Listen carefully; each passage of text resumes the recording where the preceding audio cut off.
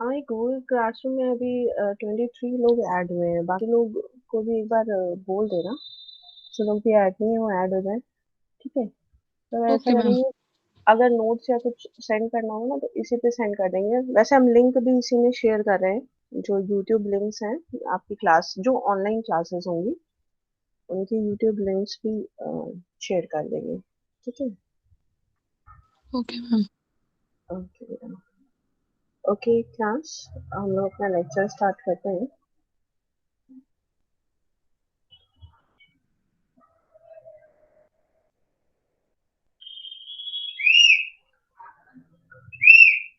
Okay, हम लोग discuss कर रहे थे ग्लोबल, जो हम लोग बात कर रहे थे कि ग्लोबल फाइनेंशियल सिस्टम क्या होता है। हम काफी हद तक हम लोगों ने इंडियन फाइनेंशियल सिस्टम के बारे में, उसके ओवरव्यू के बारे में, कौन कौन सी नई इंडस्ट्रीज या अगर जैसे क्रेडिट रेटिंग एजेंसीज लाई गई और better reformation of Indian financial system.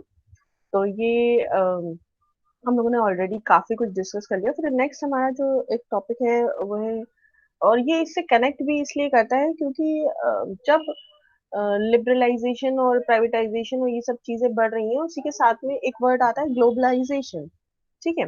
Globalisation के हेल्प से जो आप देखते हैं ना कि बहुत सारी ऐसे इवेंट्स, बहुत सारी ऐसी एक्टिविटीज, बहुत सारी ऐसी कंपनीज जो हमारे इंडिया में अभी करंट टाइम में आके काम कर रही हैं।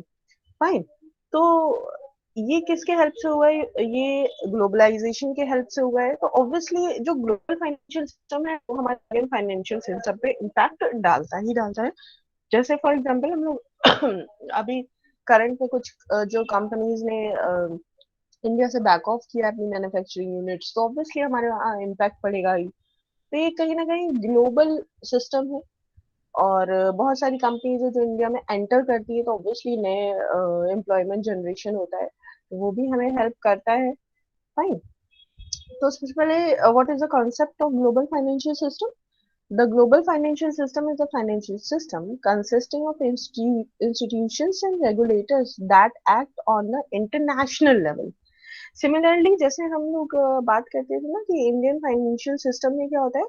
इंडियन फाइनेंशियल सिस्टम में हमारी ऑलरेडी हमें पता है कि बहुत सारी गवर्निंग बॉडीज हैं जो हमारे फाइनेंशियल सिस्टम को रन कराते हैं। फॉर एग्जांपल जैसे आरबीआई है, सेबी है। सिमिलरली जब यही जो कंपनीज या गवर्निंग बॉडीज होती हैं ये इंटरनेशनल लेवल की हो जाती हैं, तो हम उसको कॉन्सेप्चुअली कह सकते हैं कि भाई ग्लोबली हमारा जो फाइनेंशियल सिस्टम है वो ग्लोबल एस्पेक्ट्स पे काम कर रहा है। जैसे हम लोगों ने क्रेडिट रेटिंग एजेंसीज की बात करी और क्रिजल की बात करी। ठीक है। तो जो क्रिसिल CRISIL करके था। ठीक है। हम जानते हैं कि ऑब्वियसली ये अमेरिका की जो Standards and Poor's global company थी, लिमिटेड कंपनी थी। उसने इंडिया में काम करने के लिए क्रेजल करके एंटर करा मार्केट में, और ये क्रेडिट रेटिंग एजेंसी थी। इन्होंने बहुत तरह के क्रेडिट रेटिंग्स बनाए हैं अलग अलग, चाहे वो बैंकों के लोन के लिए हो या और किसी पर्पस के लिए बनाए गए हो। तो ये बेसिकली ये क्या करते हैं, ये जो इन्वेस्टर्स होते हैं इनको हेल्प करते हैं कि किस तरीके से आप कौन सी कंपनी को रैंकिंग वाइज समझिए और उसके अकॉर्डिंग आप उसमें इन्वेस्ट करिए। तो हम कह सकते हैं इस तरह के इंस्टीट्यूशंस जो ग्लोबली काम करने लगे बाद में। और सिर्फ एक ही नहीं, और भी हैं। मूडीज एंड केयर था, एंड फिच ग्रुप भी था, जिन्होंने क्रेडिट रेटिंग एजेंसी के तौर पे काम किया, और उन्होंने क्लब्स करके यानी और दूसरी इंडियन कंपनीज के साथ क्लब करके इंडिया में वेंचर स्टार्ट किया। सिमिलरली अगर हम लोग बात करें, बहुत सारी इंडियन कंपनीज हैं जिन्होंने फॉरेन कंपनीज, जैसे हम लोग रेंज रोवर की बात करते हैं, उन्होंने टाटा के साथ में तो बहुत सारी कंपनीज हैं जो, अगर हम लोग ग्लोबली बात करेंगे, तो उन्होंने ग्लोबल वेंचर्स को इंडिया में लाने का बहुत कहा जाए कि एनकरेजमेंट वाला काम किया है, कि बाकी कंपनीज को भी मोटिवेशन मिला है उनसे देख के कि हाँ भाई ऐसे भी किया जा सकता है। एंड और कहीं ना कहीं जो इंडियन मार्केट है उसे भी ज्यादा एक्सप्लोर करने के लिए हम कह सकते हैं कि इन लोगों ने बहुत हेल्प किया। टाटा ग्रुप ने तो ज्यादा ही हेल्प किया है। ओके। तो बेसिकली बात है, जब ऐसे इंस्टीट्यूशन जो ग्लोबली काम कर रहे हो, ऐसे इंस्टीट्यूशंस जो इंटरनेशनल लेवल पे काम कर रहे हो, ठीक है, तब हम कह सकते हैं कि हमारा सिस्टम अभी ग्लोबल फाइनेंशियल सिस्टम की तरह काम कर रहा है। ओके, तो जो जो सबसे मेन प्लेयर की अगर हम लोग बात करेंगे इसमें, तो इंटरनेशनल मॉनेटरी फंड एंड जो बैंक्स होते हैं जो इंटरनेशनली काम करते हैं, ठीक है, वो बैंक्स। तो बेसिकली हम लोग बहुत बार सुन चुके हैं ना कि भाई इंटरनेशनल मॉनेटरी फंड है जहाँ से जो कंपनीज हैं उनको हेल्प मिलती है, ठीक है। तो बेसिकली जैसे और भी बैंक्स होते हैं इंटरनेशनली, आप कानपुर में भी कई सारे देख लोगे, आरबीसी करके है, रॉयल आरबीएस करके है, royal bank of Scotland. American bank से नहीं है, कई सारे बैंक्स है जो यहाँ पर काम कर रहे हैं। तो इनकी हेल्प भी हमारे लिए ग्लोबल फाइनेंशियल सिस्टम को सस्टेन करने के लिए बहुत जरूरी है।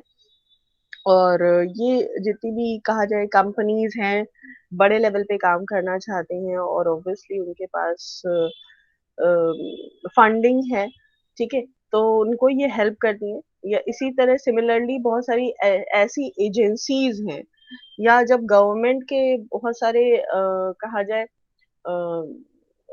फैसिलिटी करती है, जैसे इंडियन गवर्नमेंट चाहती है कि भाई हमारे यहाँ बाहर की कंपनीज आए काम करें, ठीक है।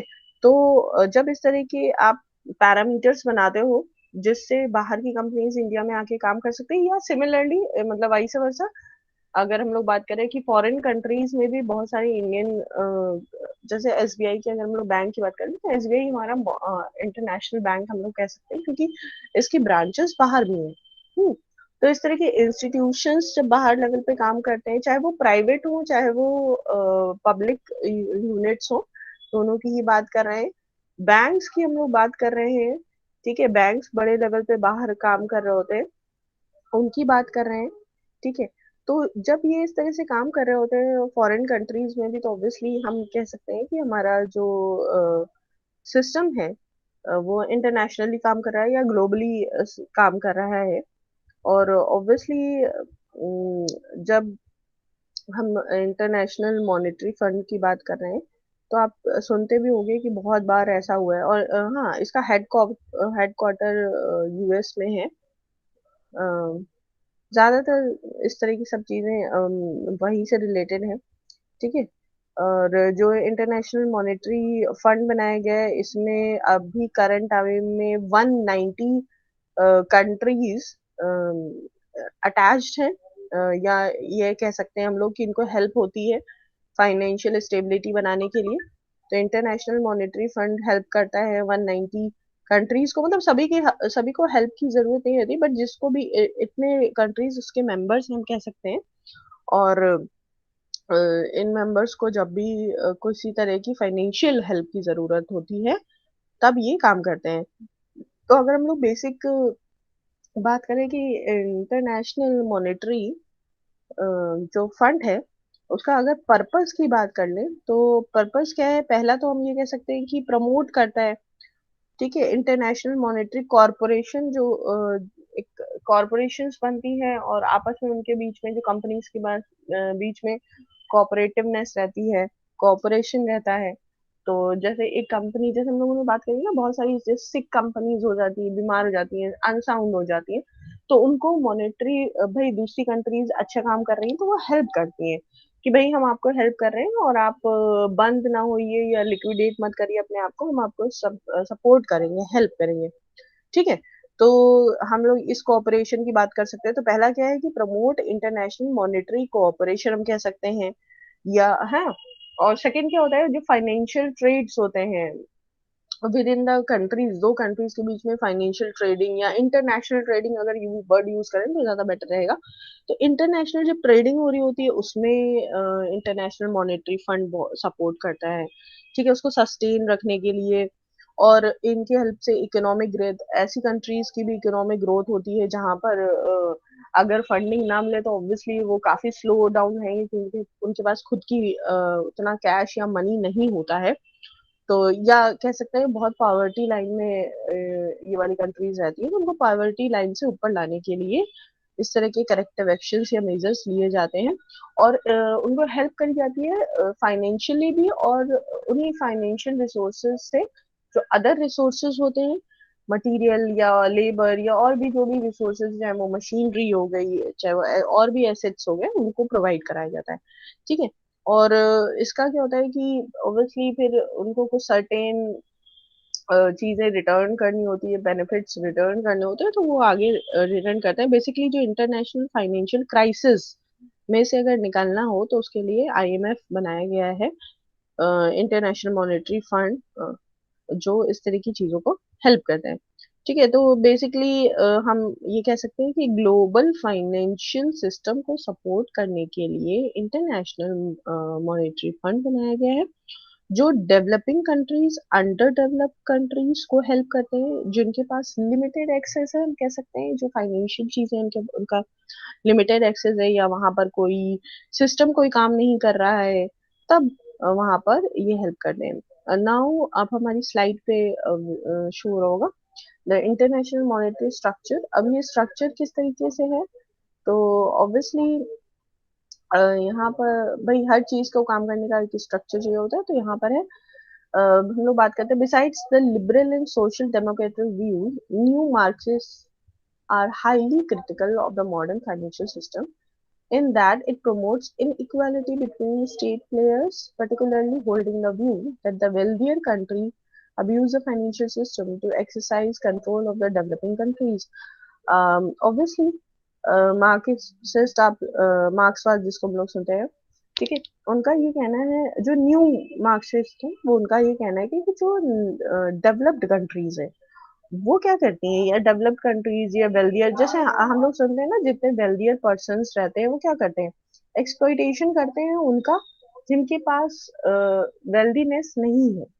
ठीक। सिमिलरली वो ये कह रहे हैं कि जो फाइनेंशियल सिस्टम में जो सस्टेन है, जो ऐसी कंट्रीज है जो डेवलप्ड है, वो क्या करती हैं, कंट्रोल करना चाहती हैं, जो डेवलपिंग कंट्रीज है उन पे कंट्रोल करना चाहती हैं, या अंडर डेवलप्ड कंट्रीज है उनकी इकोनॉमीज पे कंट्रोल करना चाहती हैं। यानी उनको हेल्प तो करना चाहती हैं, बट हेल्प के साथ साथ वो चाहती हैं कि वो उनके पूरे कंट्रोल में रहे, यानी उनके बेनिफिट्स उस उसमें हेल्प करके वो वहां के लोगों को कहा जाए ओवर एक्सप्लॉइट करके, या भले ही उनसे काम कराइए, आप उनको पैसा दे रहे हो, आप उनको फैसिलिटीज दे रहे हो, बट आप क्या उतने वर्थ में उनको फैसिलिटीज या चीजें प्रोवाइड करा रहे हो। ठीक है। तो आप कहीं ना कहीं उनका एक्सप्लॉइटेशन करते हो। तो यही कहना चाह रहे हैं कि इंटरनेशनल मॉनेटरी स्ट्रक्चर इस चीज को अबाइड करता है, इस चीज को मना करता है कि भाई ऐसा कोई अगर नॉर्म्स हो रहे हैं, ऐसा कुछ अगर फैसिलिटीज दी जा रही हैं इस बिहाफ पे, कि आगे जाके हम आपसे बेनिफिट और हमारा पूरा का पूरा कंट्रोल रहेगा। क्योंकि बेसिकली क्या होता है, गवर्नमेंट क्या करती हैं, हेल्प करती हैं, कंस्ट्रक्ट करती हैं, और उसके बाद दूसरी चीजों में इन्वॉल्व होती है। मतलब एक एक कंपनी को कंस्ट्रक्ट किया, जैसे हम लोगों ने ऑलरेडी जो इंडियन फाइनेंशियल सिस्टम में डिस्कस किया था, कि हेल्प करती हैं, कंस्ट्रक्ट करती हैं, और उसके बाद क्या होती है, लेटर ऑन उससे अपने जो पार्ट, जो जितना उनका पार्ट होता है उससे उतना पार्ट हटा लेती हैं, उनको बोलती हैं कि भाई अब आप सेल्फ मेड हो गए हो, अब आप खुद से रन करो, और आपकी जो गवर्निंग बॉडी है उसके रूल्स रेगुलेशंस के अकॉर्डिंग चलो। ठीक है। यहाँ पर भी वही है कि फाइनेंशियल सिस्टम में जो डेवलप्ड कंट्रीज है उनका काम यही है कि भाई आप डेवलप्ड कंट्रीज हो, तो आप थोड़ा अपने बेनिफिट के लिए ऑब्वियसली आप अपनी ऐसी जगह पर अपनी फैक्ट्री सेटअप करो जहाँ पर आपको लेबर सस्ता मिल रहा है, ठीक है, फैसिलिटी बहुत ज्यादा मिल रही है, कम पैसा खर्च करना पड़ रहा है, तो आप ऐसी जगह पे लगाइए। और लगाने के बाद ऐसा नहीं है कि आप पूरा का पूरा कंट्रोल रखेंगे, आप उसके ऊपर रूल्स रेगुलेशन उसी कंट्री के चलेंगे, तो एक्सप्लॉइटेशन ना हो। तो पहला तो इंटरनेशनल मॉनेटरी जो स्ट्रक्चर बनाने का मेन पर्पस यही है कि डेवलप कंट्रीज का इकोनॉमीज पे पूरा कंट्रोल ना होने पाए, और एक्सप्लॉइटेशन ना हो पाए, या रॉन्ग प्रैक्टिसेस या रॉन्ग एक्सरसाइजेस ना होने पाए बिटवीन के, ऐसे प्लेयर्स या अब्यूसिव फाइनेंशियल सिस्टम ना जनरेट होने पाए। Okay. The most important American contribution to global financial system is perhaps the introduction of Bretton Woods system.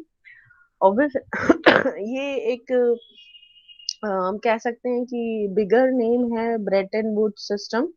और जैसे अगर एग्जाम में भी आपको पूछा जाए ना, तो इस तरह की चीजें जरूर मेंशन करिएगा कि भाई इनका क्या रोल रहा है। और ऑब्वियसली हम लोग सबसे ज्यादा जो, जब सबसे पहला कॉन्स्टिट्यूशन किसका बना था, अमेरिकन कॉन्स्टिट्यूशन सबसे पुराना है, और सबसे पहले बना हम कह सकते हैं, या सबसे पुराना बना। तो ऑब्वियसली इनके में इतने सारे अपडेशन हो चुके हैं और इतने कलेक्टिवली इतना ज्यादा इम्योर सिस्टम हम कह सकते हैं कि इन्होंने हर पैरामीटर, भाई जब नई चीज आती है तो उसके जो कॉन्सिक्वेंसेस होते हैं, जो उसमें गलतियां होती है, वो भी हम उसको करेक्ट करते चले जाते हैं। ठीक है। तो यहाँ पर क्या है, ब्रेटन वुड एग्रीमेंट हुआ था, जिसमें collective international currency exchange regime की बात करी गई थी। ठीक है। फिर से बता देते हैं, जो ब्रेटन वुड एग्रीमेंट, मतलब इनका जो सिस्टम है उसमें क्या हुआ था, जो लिखा हुआ है ना अमेरिकन, उनका कंट्रीब्यूशन उसमें ज्यादा है। ठीक है। तो ब्रेटन वुड सिस्टम ये कहता है कि जो collective international currency exchange regime है, ऑब्वियसली जब इंटरनेशनली काम होता है ना, जब इंटरनेशनली काम होता है तो हमारे पास करेंसी एक्सचेंज होगा ही होगा। तो ऑब्वियसली जब ये करेंसी एक्सचेंज होता है और ये कलेक्टिवली होता है, यानी आपके पास बहुत सारी जगहों के एक्सपोर्ट आ रहे हैं, इंपोर्ट आ रहे हैं, करेंसी एक्सचेंज हो रही है, आपकी करेंसी जा रही है, वहां की करेंसी आपके पास आ रही है। ठीक है। तब इन्होंने ये एक कहा जाए एक एग्रीमेंट किया इस तरीके का, हेल्प करने के लिए, ताकि ऐसा ना हो कि जो डेवलप्ड कंट्रीज हो वो पूरी तरीके से होल्ड बना के रखें। तो जैसे अभी हम लोग करंट टाइम में ये मानते हैं ना कि हर चीज को हम लोग डॉलर डॉलर हम लोगों ने एक कहा जाए स्टैंडर्ड मान लिया, और उस हम भले ही डॉलर से भी बहुत सारी और करेंसीज हैं वो जो हायर एक्सचेंज वैल्यू देती हैं, बट स्टिल हम लोगों ने एक स्टैंडर्ड मान लिया है डॉलर को। ठीक है। तो यहाँ पर उसी तरह की बात हो रही है। तो ब्रेटन वुड्स का सिस्टम है, और ये अभी भी फुली फंक्शनल तरीके से काम कर रहा है। तो उन्होंने बोला भाई कलेक्टिवली एक सिस्टम बनाओ जिसपे हम करेंसी का एक्सचेंज की वैल्यू मान सकें, और उससे ऊपर या उससे नीचे। तो उन्होंने डॉलर्स को एक एक्सचेंज रेट वैल्यू को सेट किया। ठीक है। और इससे क्या होता है, इसी से हम बाकी सारी चीजों को कहा जाए नहीं कनेक्ट कर सकते हैं। और इसमें जितनी भी और कंट्रीज हैं वो इसमें सबने अपनी सहमति जिसको बोलते हैं दी, कि हाँ भाई अगर इंटरनेशनल ट्रेड होगा, इंटरनेशनल बॉर्डर्स के बीच में ट्रेड होगा, तो हम करेंसी की जब भी रिजाइम की बात होगी तो हम बात करेंगे डॉलर में, और डॉलर का ही कन्वर्जन की वैल्यू को हम देखते हैं। ठीक है। और आसान होता है ये, हम दूसरी करेंसी में कन्वर्ट करने से पहले डॉलर में कन्वर्ट कर लेते हैं डॉलर की वैल्यू से, तो वो ज्यादा इजी हो जाता है। इसके बाद जो इंटरनेशनल मॉनेटरी फंड और वर्ल्ड बैंक था ना, वर्ल्ड बैंक, इन दोनों के बीच में ये कह सकते हैं एक फॉर्मल एग्रीमेंट हुआ। और दोनों जो इंस्टीट्यूशंस है, मॉनेटरी फंड और वर्ल्ड बैंक ने ग्लोबली फाइनेंशियल सिस्टम को सस्टेन करने के लिए इस एग्रीमेंट एक्सचेंज रेट को मॉनिटर करने के लिए एक एग्रीमेंट किया। ओके। तो बेसिकली ये हम कह सकते हैं कि इसमें लिखा हुआ है ना कि created at a conference in 1944। तो इन्होंने वहां से स्टार्ट किया था, बट ये वहां मतलब 1944 से इस बारे में बात करनी स्टार्ट हुई थी। बट अगर हम कहें कि इनिशियली कब स्टार्ट हुआ है, तो सेवेंटीज, आप याद रखना कि सेवेंटीज में ये कहा जाए इस एग्रीमेंट पे काम किया जाने लगा और ये लाया गया। ठीक है। Next है, besides the influence of US on the Bretton Woods system, it is often claimed that the United States transition to new liberalism, ठीक है, and global capitalism also led to a change in the identity and functions of international financial institutions. Obviously जब इनका system लाया गया, जब ये currency exchange वाला एक सिस्टम लाया गया, तो हेल्प तो मिली ही मिली, और जो एक थोड़ा सा लिबरलाइजेशन भी आया, क्योंकि अभी क्या था कि जो वैल्यू एक्सचेंज होती है ना उसकी कोई पैरामीटर नहीं था, बट अब जब कोई एक पैरामीटर आ गया तो चीजें ज्यादा लिबरलाइज करी गई, क्योंकि हमारे पास एक सिस्टम था कि भाई अगर चेंज करना हो तो इसके थ्रू चेंज करना है। तो जब एक सिस्टम हो जाता है ना, तो चीजों को फॉलो करने में आसानी हो जाती है। ओके। तो इसी के लिए जो हम उसको बोलते हैं new liberalise global system. Capitalism इसलिए बोलते हैं, ऑब्वियसली हम सब जानते हैं कि जब प्राइवेटाइजेशन हटता है और धीरे धीरे पब्लिकली चीजें ऑफर होती हैं। ठीक है। तब हम कह सकते हैं कि वहां पर जो काम कर रहे हैं वहां पे ग्लोबल कैपिटलिज्म सिस्टम काम कर रहा है। ओके। तो यहाँ पर आप ये ध्यान रखिएगा कि दो IMF यानी international monetary fund and world bank दोनों ने साथ में मिलकर इस चीज पे काम किया। ओके। नेक्स्ट हमारे पास में है देन उसके बाद जो ऑर्गेनाइजेशंस है उन्होंने वर्ल्ड ट्रेड ऑर्गेनाइजेशन को सेटअप किया इन 1995। ठीक है, 1995 में 1 जनवरी 1995 को। और इसका जो World Trade Organization, I hope कि आपको इसका पता होगा, इसका जो जेनेवा स्विट्जरलैंड में इसका हेडक्वार्टर है WTO का। इन कई लोगों को पता भी होगा। ठीक है। तो स्विस में है जिसको हम लोग याद रखते हैं ना। तो बेसिकली वर्ल्ड ट्रेड ऑर्गेनाइजेशन ये जो कहा जाए इंटरनेशनल जो गवर्नमेंट्स हुई ना, जैसे हम लोग बोल सकते हैं इंडियन गवर्नमेंट हो गई, US की गवर्नमेंट हो गई, तो इन दोनों के बीच में यानी इंटर गवर्नमेंटल ऑर्गेनाइजेशन की तरह काम करती है। और ये फैसिलिटेट करती है इंटरनेशनल ट्रेड को between the countries, between the Nations. ठीक है। और ये भी स्टैब्लिश करना जरूरी था क्योंकि ये जो रूल्स रेगुलेशंस बनाते हैं, इन रूल्स रेगुलेशन को इंटरनेशनल ट्रेडिंग में गवर्न किया जाता है, उसको माना जाता है। और ये एक तरीके से कंपलसरी है कि भाई अगर आपने इंटरनेशनल ट्रेड ऑर्गेनाइजेशन बनाई है तो उसके रूल्स रेगुलेशन को मानिए। और इसकी वजह से जो डेवलप्ड कंट्रीज हैं वो ऐसे बिजनेस प्रैक्टिसेस या रॉन्ग बिजनेस प्रैक्टिसेस ऐसी अंडर डेवलप्ड कंट्रीज में करना भी चाहे तो नहीं कर सकते, क्योंकि ये उनके रॉन्ग प्रैक्टिसेस में आता है या रॉन्ग एक्सरसाइज में आता है, मतलब ये गलत है ये। ठीक है। ओके। नेक्स्ट हमारे पास है the challenges of globalisation. Obviously globalisation के भी अपने काफी सारे, जिसको हम लोग क्रिटिसिज्म कह सकते हैं, चैलेंजेस कह सकते हैं, जो आपको सर्व करने हैं, बट आपको इनसे ओवरकम कैसे करना है। तो हमारे पास है इन 2008 फाइनेंशियल कोलैप्स। अच्छा हाँ, 2007-8 में फाइनेंशियल कोलैप्स आया था। आई होप अगर कभी आपने पढ़ा हो तो अपने इंडिया में नहीं आया था, but recession kind of thing थी वो। ठीक है।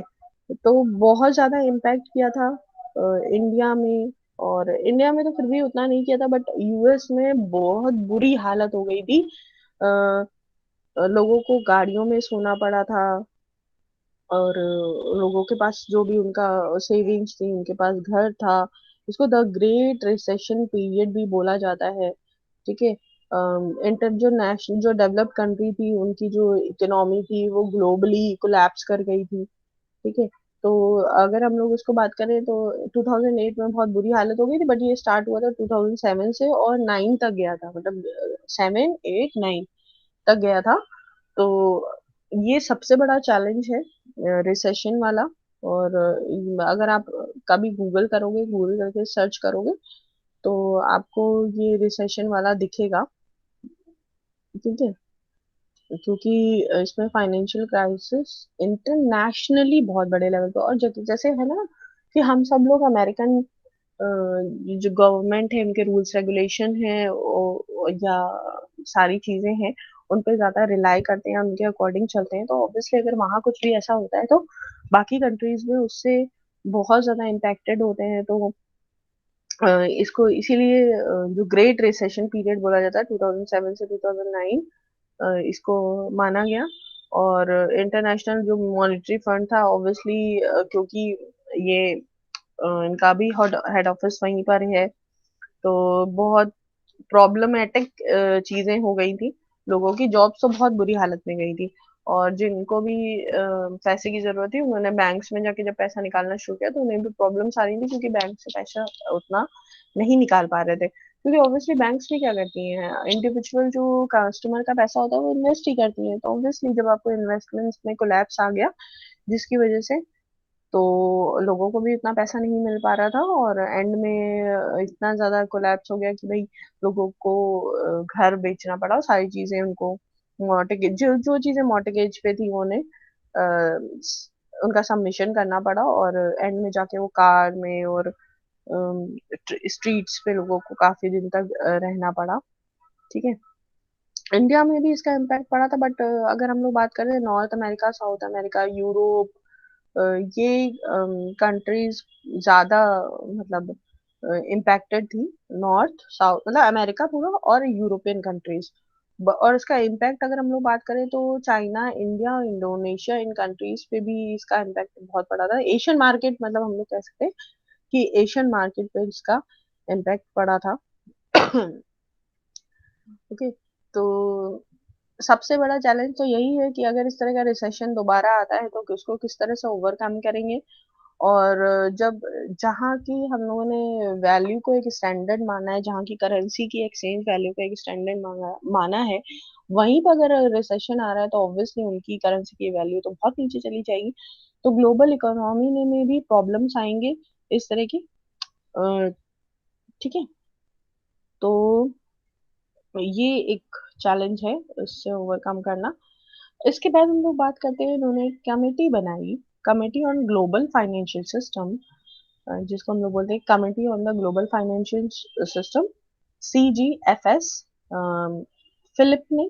और बेसिकली जो हम कह सकते हैं ये गवर्नर थे रिजर्व बैंक ऑफ ऑस्ट्रेलिया के। इन्होंने इस तरह की कमेटी इसीलिए बनाई, उन्होंने बोला कि भाई जितने भी पैरामीटर्स उन पे ठीक तरीके से काम हो रहा है या नहीं हो रहा है। तो कमेटी ने अपने मैंडेट्स निकाले, अपनी चीजें निकाली, तो identify potential source of stress global financial market में, कहाँ पर स्ट्रेस हो रहा है, किस चीज की वजह से स्ट्रेस हो रहा है। तो ये कमेटी का मैंडेट था कि इस चीजों पे आपको आइडेंटिफाई करने हैं और इनके करेक्टिव एक्शंस निकालने की, कहाँ कहाँ स्ट्रक्चर प्रॉब्लम है या रूल्स रेगुलेशन ठीक से फॉलो नहीं आ रहे हैं, ये वाले प्रॉब्लम है, कौन सी प्रॉब्लम हो रही है। तो जब ये कमेटी बनाएगी, ठीक है, तो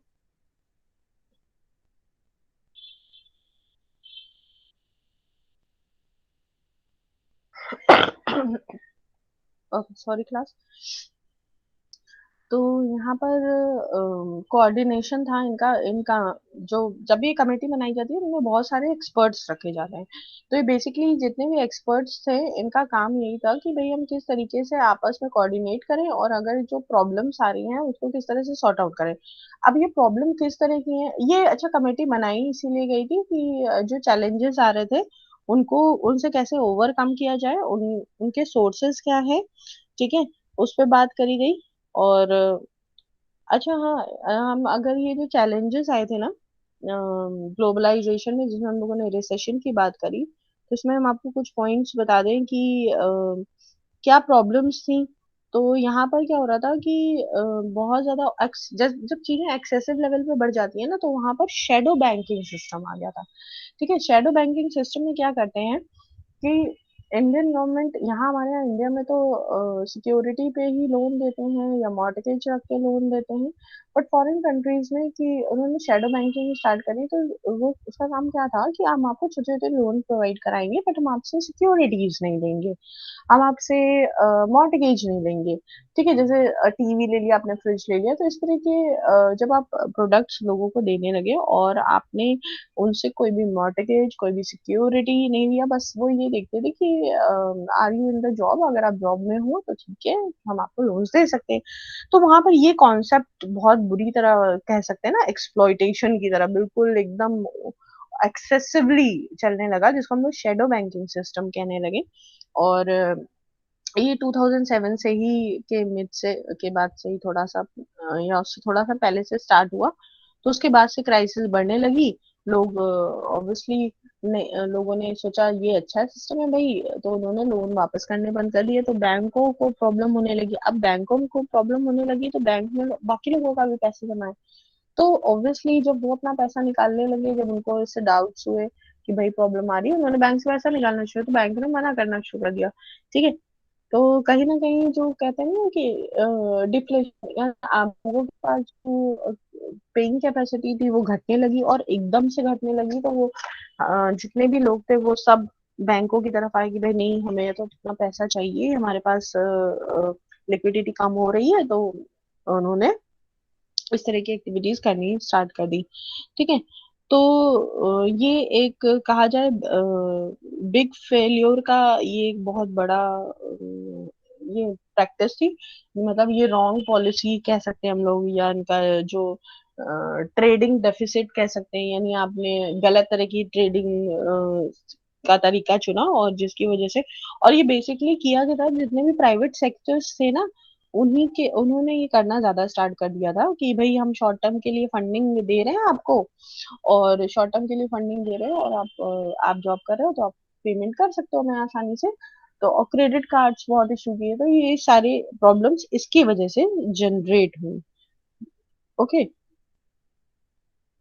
तो वो उसके लिए, इससे ओवरकम करने के लिए एक कमेटी बनाई गई। ऐसे करते हैं ना कि प्रॉब्लम्स आती हैं तो उसके लिए भी कुछ लोगों के एक्सपर्ट्स की एक कमेटी बनाई, और कमेटी का नाम दिया गया committee on the global financial system. ठीक है। ये हेडेड करी गई, यानी चेयर्ड करी गई बाय फिलिप, जो गवर्नर थे रिजर्व बैंक ऑफ ऑस्ट्रेलिया के। इन्होंने मॉनिटर किया कि जितने भी सेंट्रल बैंक्स हैं, जो गवर्नर्स हैं, उनसे मीटिंग करी कि भाई क्या प्रॉब्लम्स आ रहे हैं। कुछ एक्सपर्ट्स को इसमें हायर किया गया, एक्सपर्ट्स को रखा गया जो करेक्ट इंफॉर्मेशन लाके दे कि कौन कौन सी ऐसी जगहें हैं, कौन कौन से ऐसे एरियाज हैं जहाँ पे इस तरह की प्रॉब्लम्स आ रही हैं, और उसको कैसे इम्प्रूव किया जाए, कैसे रोका जाए, एंड उससे कैसे मतलब उसको कैसे इम्प्रूव किया जाए। रोकना भी जरूरी था उस टाइम पे। तो इसको इस तरीके से काम किया। और अब इसके बाद भी मतलब ओवरकम करने के बाद भी रेगुलर मॉनिटरिंग करी गई, क्योंकि दोबारा ऐसा जल्दी ना होने पाए, और अगर क्योंकि होगा तो फिर तो बहुत ही ज्यादा इश्यूज आ जाएंगे। ठीक है। तो ये जो इनसे बचने के लिए क्योंकि इससे क्या हो रहा था, जो अमेरिकन जीडीपी थी वो बहुत बुरी तरह नीचे जा रही थी। ठीक है। जब ऑब्वियसली बहुत ज्यादा महंगाई बढ़ जाती है, लोग क्या करने लगते हैं, लोग डोमेस्टिक चीजें या इस तरह के प्रोडक्ट्स खरीदना बंद कर देते हैं, लोग परचेजिंग कम कर देते हैं। अब मतलब परचेजिंग कम क्या, ऑब्वियसली लोगों के पास लिक्विडिटी ही नहीं रह जाती, तो वो परचेज कैसे करेंगे। ठीक है। तो ऑब्वियसली जो मिडिल क्लास के लोग होते हैं वो और लोअर मिडिल में पहुंच जाते हैं, लोअर मिडिल वाले पॉवर्टी में जाने लगते हैं। और जितने भी वेल्दी क्लासेस होते हैं, एलीट क्लासेस होते हैं, वेल्दी क्लासेस होते हैं, भाई उनको इतना इम्पैक्ट नहीं पड़ता, क्योंकि उनका बिजनेस तो रन कर रहे हैं, उनका बेसिक जो चीजें जिनका बिजनेस है वो रन करता ही करता है, क्योंकि वो इंटरनेशनल लेवल पे भी रहता है। सिर्फ एक मार्केट अगर डाउन होगी, इंडियन मार्केट डाउन होगी, तो बाकी सारी मार्केट से वो उनका सस्टेन रहता है। तो कहा जाए कि मिडिल क्लास और नीचे चला जाता है, lower middle class poverty line में चला जाता है, ये सबके कॉन्सिक्वेंसेस हैं। और लोन ना देने की वजह से, या इस तरह की गलत प्रैक्टिसेस में फंसने की वजह से, लोगों के पास जो उनके पास खुद की उनकी सेविंग्स होती है, खुद की जो एसेट्स होती हैं, वो भी चली जाती है उनके पास से, क्योंकि भाई आप नहीं पे कर पा रहे हो तो आपको तो कुछ ना कुछ तो देना ही पड़ेगा, तो बैंक वो सब भी सीज कर लेता है। तो इसीलिए लोग बिल्कुल पावर्टी लाइन में आ जाते हैं, उससे भी नीचे चले जाते हैं कि उनके पास जो बेसिक नीड है उसी को वो किसी तरह पूरा कर पाए। तो इन चैलेंजेस से बचने के लिए और इन चैलेंजेस से ओवरकम करने के लिए इकोनॉमिस्ट और जो भी काइंड के लोग थे, उनकी कमेटी बनाई गई। उन्होंने इस कमेटी ने अपने बहुत सारी रिपोर्ट्स पब्लिश कराई उस टाइम पे। छोटी छोटी रिपोर्ट्स भी पब्लिश हुई, जो बेस करती थी इन्हीं इंफॉर्मेशन पे जिसपे भी हम लोग डिस्कस कर रहे हैं। International banking and financial statistics करके इन्होंने इंफॉर्मेशन कलेक्ट करी। ओके। तो बेसिकली जो कमिटी थी उन्होंने बोला कि भाई ऐसा है कि डॉलर से तब उस टाइम पे जो डॉलर की मार्केट से हम लोग असेसमेंट करते हैं ना, कि डॉलर को स्टैंडर्ड मानते हैं, तो उस टाइम पे यूरो को भी, यानी और भी जो हम कह सकते हैं और भी करेंसी थी उनको भी इम्पोर्टेंस दी गई, और उनको भी स्टैब्लिश किया गया international exchange money exchange market को कंसिडर करने के लिए। ठीक है। तो उसको भी लाया गया कि भाई आप एक ही कंट्री की करेंसी पे रिलाय नहीं हो सकते, हमें और भी चीजें चाहिए रिलाय करने के लिए, तो उन्होंने उसको उसमें भी शिफ्टिंग करी। ठीक है। और इम्प्लीमेंटेशंस की जो रॉन्ग प्रैक्टिसेस थे उनको बंद कराना शुरू किया, कि भाई इस तरह के जो आपके रॉन्ग प्रैक्टिसेस हैं, और अब ज्यादा बेनिफिट के लिए जो प्राइवेट बैंक्स हैं, ठीक है, उनको मर्ज करना शुरू किया गया कि आप किसी तरीके से जो फाइनेंशियल क्राइसिस है उससे निकलिए। तो जब मर्ज किया गया तो ऑब्वियसली जो सिक बैंक्स थे, या जो जहाँ पे शैडो बैंकिंग सिस्टम हो रहा था, वो दूसरे बैंक्स में जब मर्ज हुए तो इस तरह की प्रैक्टिसेस कम करी गई और वो जो डाउनफॉल में थे उनको थोड़ी स्टेबिलिटी मिली। इसी तरह के जितने भी गवर्नमेंट्स थी उन गवर्नमेंट्स ने भी जहां जहां ये प्रॉब्लम्स आ रही थी वहां वहां उनके गवर्नर्स ने काम किया इस पे। एंड जो इंडस्ट्रीज थी जो जिनका डाउनफॉल आ गया था और जिन जहां पर काम ऐसे चल रहा था उन्होंने भी उसको भी रिहैबिलिटेट करने का काम किया। तो बेसिकली हम लोग कहेंगे कि 2007 से ये स्टार्ट हुआ, 7 8 9 तो 10 तक आते आते यानी 2010 आते आते इस तरह की जो प्रैक्टिसेस थी उसे ओवरकम किया गया काफी हद तक। और जो ये कमेटी बनी है ना, committee on global financial system, जिसको CGFS बोलते हैं, इसमें 31 सेंट्रल बैंक गवर्नर्स मेंबर्स हैं जो इस पे काम करते हैं टाइम टू टाइम और ये देखते हैं कि भाई ग्लोबल फाइनेंशियल सिस्टम में इस तरह की क्राइसिस ना आने पाए, इन फ्यूचर भी ना आने पाए, और अगर कोई प्रॉब्लम्स आ रहे हैं तो उसको किस तरह से दूर किया जाए। ओके, तो ये हम लोगों ने बात करी इंटरनेशनल मॉनेटरी फंड, थोड़ा बहुत रिसेशन के बारे में बात करी कि किस तरह से 2007 से लेकर 9 तक जो रिसेशन आया था उसमें काफी सारे इश्यूज थे, प्रॉब्लम थे, उनसे कैसे ओवरकम किया गया। आई होप कि आपको ग्लोबल फाइनेंशियल सिस्टम के बारे में कुछ तो इन्फॉर्मेशन मिली होगी आज की क्लास से। Okay class, and welcome. And students, आपने अपना अटेंडेंस मेंशन कर दिया है? अभी नहीं तो मैम ओके, प्लीज अपनी अटेंडेंस मेंशन कर दीजिए। ओके, काव्या, हिमांशी अवस्थी, ऐश्वर्या, वैभव, कृति, हिमांशी तिवारी, काजल।